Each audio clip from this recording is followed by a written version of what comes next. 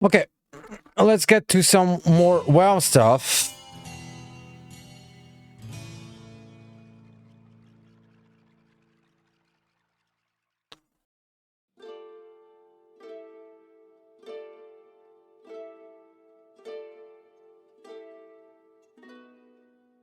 Hey guys, what's up? Mad Season here, back with another video for you.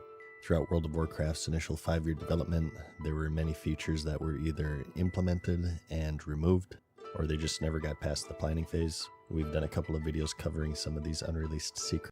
I gotta tell you, like, I watched some of it, and it's the fact that like it's the third video, like of unreleased secrets is like these people were on something else when they were like planning for like vanilla WoW, because I'm like, the first two videos, like I was like, yeah,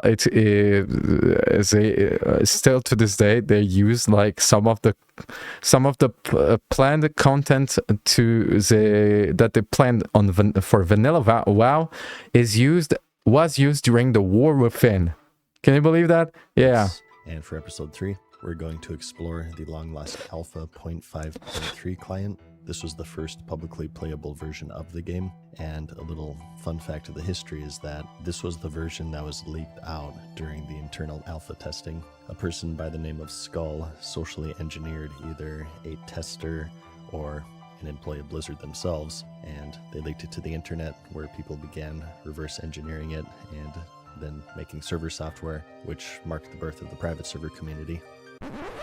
Something that wouldn't be possible without mad coding skills, like with what you can learn from boot.dev. Boot.dev is a platform for anyone looking to master backend development, and unlike my voice, it's built to make sure that you never get bored by taking cues from game design to keep you engaged and pushing towards a career in backend development.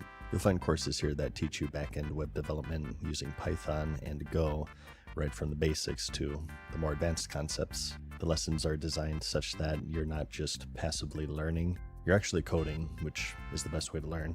And their mission is to make learning to code as engaging as possible. One of the reasons why I'm working with them is that their platform makes you feel like you're playing an RPG, which I'm sure will resonate with a lot of you, considering that you're most likely addicted to World of Warcraft.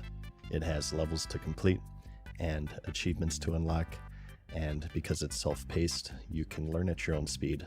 And if you hit a snag, don't worry, they have an AI to help, and they don't just give you the answers, but rather asking guided questions to help you understand concepts.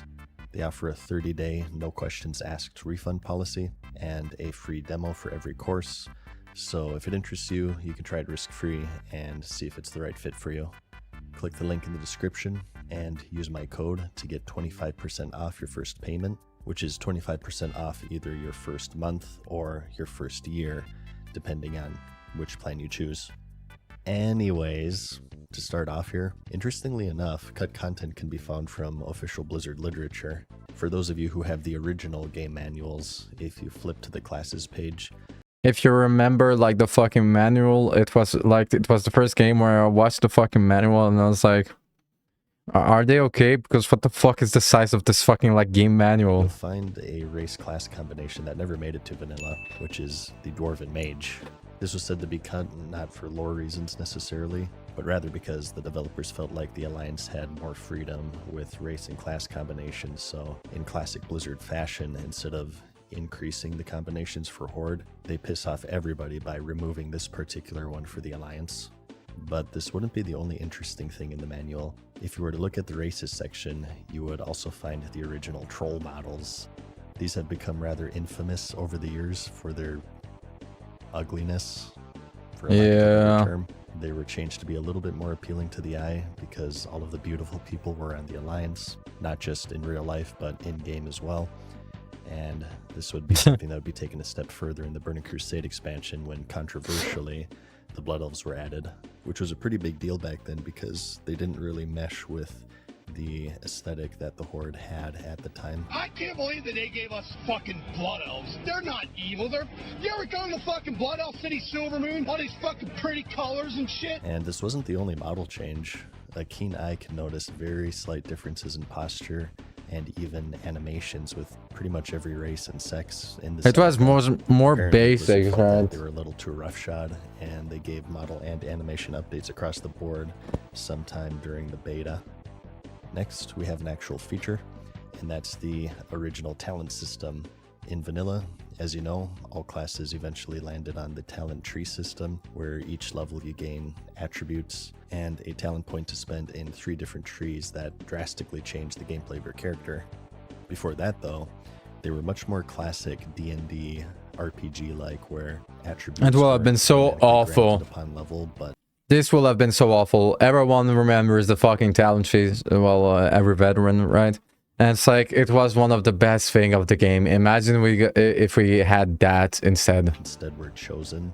Each level you would gain talent points, and you could spend them on a variety of different things, such as attributes, defensive talents such as dodge, regeneration, shield blocking, armor, magic resists, or offensive talents would be increased damage versus certain enemy types like beasts or humanoids, or interestingly enough, even the ability to track them, which was, of course, eventually given to hunters. You could specialize in different weapon types and increase their attack rating, like one-handed and two-handed maces, swords, axes, depending on your class.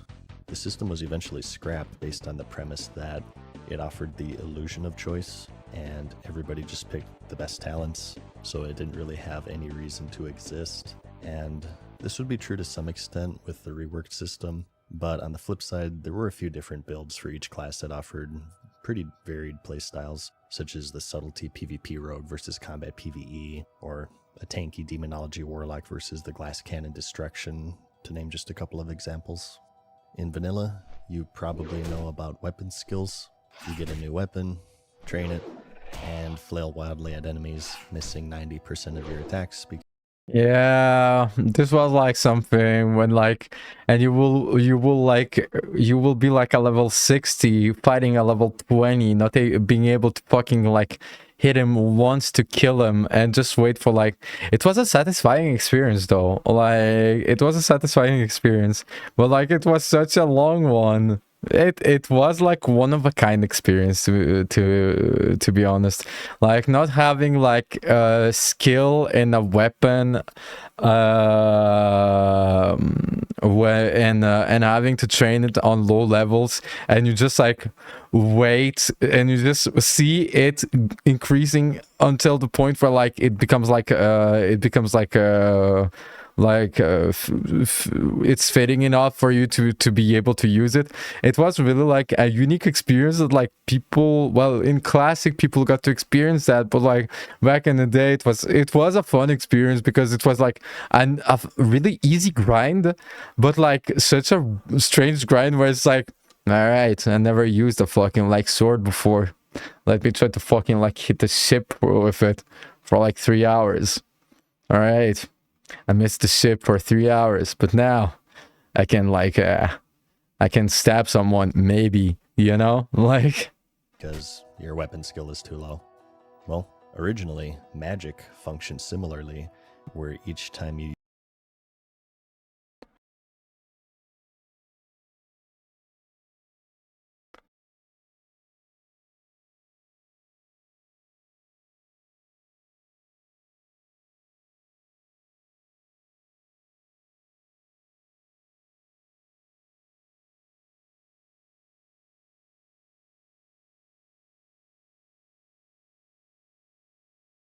used a spell, the appropriate magic school would increase in skill level. So, cast a fireball, gain skill in fire, you throw out a heal, gain skill in holy magic, and so on. In the release, the skill is still in the game, but it was changed to just level up automatically every time that the players level up. Next, going back to cut content, we have the Undermine. Early pre-release maps reveal that it was intended for vanilla in 2004. Undermine is a sprawling subterranean city nestled beneath the island of Kazan in the southern Sea of Azeroth near the Maelstrom, and it's basically the home of the goblins, who remained neutral throughout the game until the Cataclysm, where they joined the Filthy Horde. It's renowned for its elusive goblin trade princes who command private armies and expansive trade fleets, and turning it into a frenetic center of commerce and intrigue. In previous episodes, we discussed these unreleased areas and items under the context of possible Classic Plus content. You can't really get closer to the spirit of vanilla than areas that were actually planned in vanilla. And although this never made it past this concept stage, it was seriously considered at one point, and it could have some potential in this undefinable Classic Plus that people talk about. It could be maybe a raid tier or something. In a previous episode, we briefly mentioned Alpha Ironforge, and I figured it was big enough to warrant a full tour here. So the first thing you'll notice is that King Magni's statue is missing, and entering the city, that main square that held the bank and auction house is also gone completely. There are now 2 rings, an inner and an outer, with 2 floors across the outer ring, with the important buildings that you know, such as the military wing or the mystic wing and so on, being on the 2nd floor. As for the Hall of Explorers, it looks pretty similar, with one exception being the flight path nearby.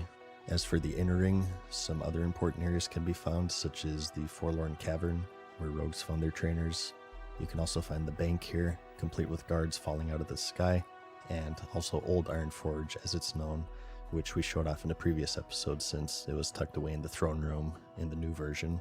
In this version, this was the actual throne room where King Magni resided, brooding that they haven't finished his statue yet. The Deep Run tram can also be found in this inner ring. You get there by way of an elevator, and it looks very different. You'll recognize the architecture from Nomragon, and holy shit! Come and play with us, Daddy, forever and ever and ever. Okay, that's scary. The trams were never implemented before the remodel, but there are 2 different directions where it splits off to. It's theorized that this would take you not only to Stormwind, but also Darnassus. Obviously, in the final version, we only got Stormwind, which, if you're curious on the other side of things, what would eventually be the Deep Run tram entrance is just a brick wall. So the reason why all of this was changed was that players kept getting lost, which isn't surprising considering that the map wasn't even available in this version of the game. Oh yeah. Anyways, for the next one, Good luck to fucking like understand to understand what the fuck, where the fuck you are without a map. going back to Stormwind, you'll notice that one of the attractions in a previous episode, that scrapped housing district, is also missing. And that's because at this point, players were actually able to place houses themselves. So this was a very short-lived feature, but yes, Blizzard did at one point give players the ability to find a spot in Azeroth to plop down a house. This went through a few iterations actually. There was another landmass set aside, mainly for testing, that actually existed in the world, as placing them anywhere in Azeroth, you would run into obvious issues such as blocking off critical questing areas, to name just one.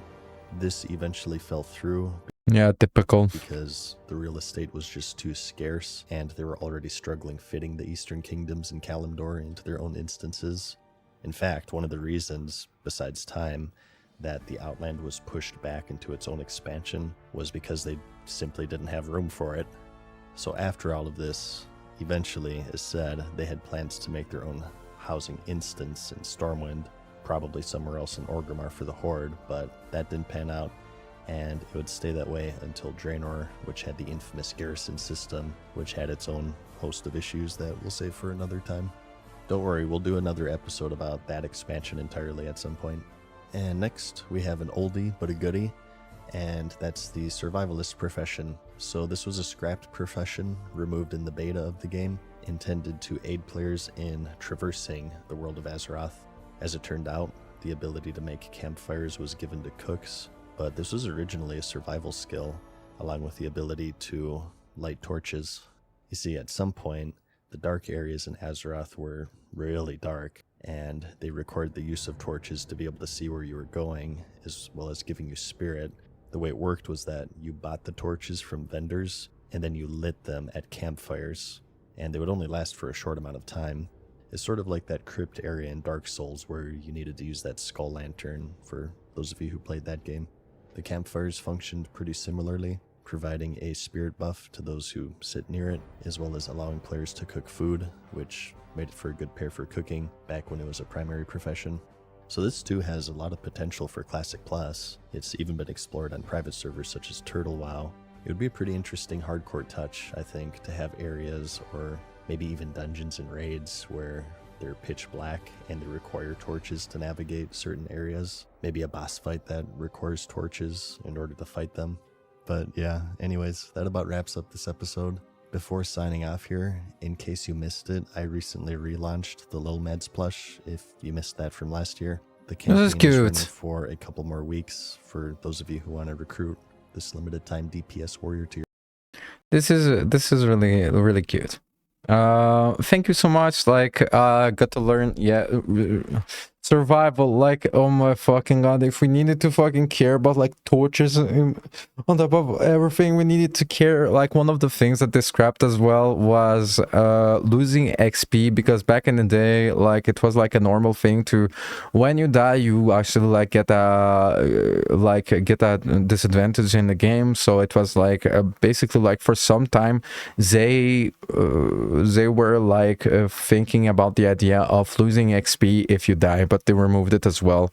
And it's like, yeah, a lot of things. It's just amazing that like this is vanilla WoW we're talking. It's like, do you understand? Like, these people were like really fucking really impressive when it comes to like world building and like all the things that like they fucking like wanted to implement in the game.